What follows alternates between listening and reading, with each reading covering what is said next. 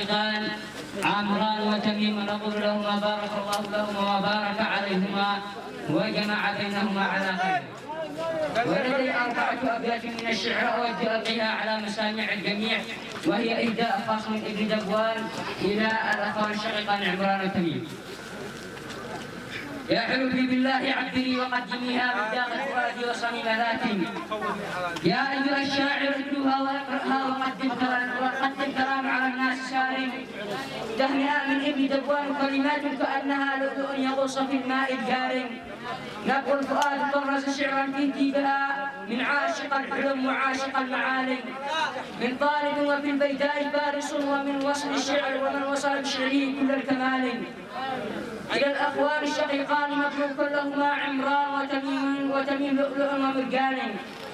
مبروك من أيمن وآل دبوان كلهم مبروك على الدهر وعلى مر الزمان.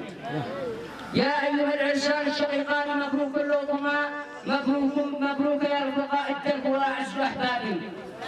هنينا أجمل الكلمات وختمنا بها بالصلاة على الحبيب المختار. يا أيها المجلس الكبير ألا تصلوا على رسول المصطفى الهادي. صلوات ربي عليك يا من جئتنا بأجمل الأخلاق وأجمل الأديان، والصلاة والسلام على رسول الله.